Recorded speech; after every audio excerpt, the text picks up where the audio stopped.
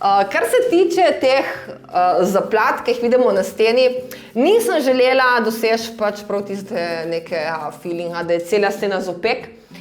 Čeprav gre za stanovanje in gre za zelo majhen prostor, sem želela doseči, da ko prideš v dnevno sobo, da mogoče zgubiš malo tisti občutek, da gre za stanovanje, mogoče da dobiš malo več občutka, da gre za neko manjšo dnevno sobo v neki taki manjši kraški hiški.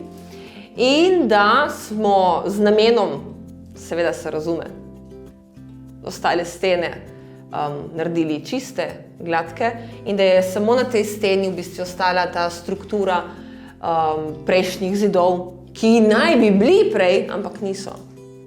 Uporabili smo 2 plasti, zaradi tega, da se stena malo bolj ven izboče, da so res te opeke od zadaj, da izgleda, da dobimo ta izgled, kot da smo res mi to malo razbili, pa da je tu omet odpadel dol, dobimo tu malo bolj globino na steni. Po drugi strani pa ti tudi malo prihrani, kar se tiče materijala, ne? Narediti en tak mini prihranek pri nakupu opek. Se pravi, ostala mi je ta bela barva, ne želim pa dodati spet še več beline na steno, želim malo kontrasta, zato sem šla na spletno stran od Mavrice in sem si tam v bistvu naročila tak manjši vzorček, kar se mi zdi ful fajn, lahko si izbereš tako odtenk, kakor si želiš. Tu je ta vzorček, kaj ni cute. Jaz bom malo tega zmešala z belo barvo, da bom naredila en tak svoj odtenk svetlo sive barve in ga nato nanesla na steno. Ne boš, da se kar lotamo. Lonček, jaz sem pač zdaj trenutno tazga, lahko bi bil tudi jogurtov lonček. Bom zdaj v bistvu prelila malo bele barve. Kolikor se mi pač dozdeva, da jo bom uporabila. Uporabila bom kar ta dozator, ki ga ima verjetno vsak v kuhinji za peko peciva.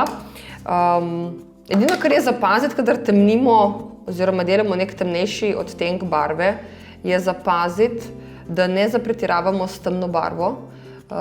Boljše je, če je mogoče na začetku malo svetlejša, temnimo jo lahko vedno. Konec koncev jo lahko tudi svetlimo vedno, ampak pol nam spet ostane večja količina barve. In jo je pač potrebno pol spet skladiščiti, temu primerno, kar nam pa zdaj tudi ne predstavlja več težav, ker pač vemo, kako to gre. Zdaj bom tu jaz fajn premešala. In kaj je fajn pri pleskanju oziroma pri barvanju, kadar ustvarjaš sam doma? Fajn je to, da ne smeš se bati probati. Se pravi, ne smeš se bati poskusiti, kaj si namešal. Konec koncev vedno lahko popraviš, vedno lahko prebarvaš še enkrat in zakriješ. Jaz v tem primeru se mi zdi, da je ta odtenk malo svetel, ampak bom jaz vse jih probala nanesti na steno, da vidim, kaj rata. Na tej steni bom uporabila eno tako tehniko, ki se ji reče kar po domače. In sicer špužvo za pranje avta bom uporabila. Zdaj bom stestirala ta odtenk, da vidim, če mi sede, če mi je všeč.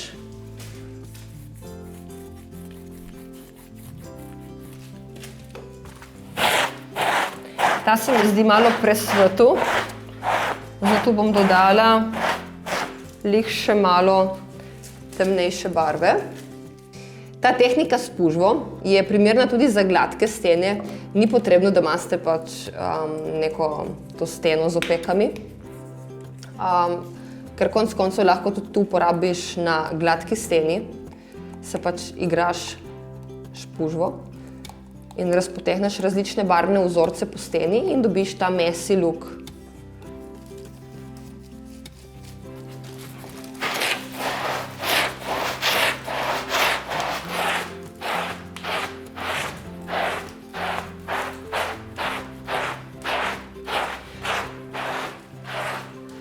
Ta mi je za odtenek boljša, bom zaenkrat pustila tako, ker bom itak kasneje dodajala še ostale odtenke.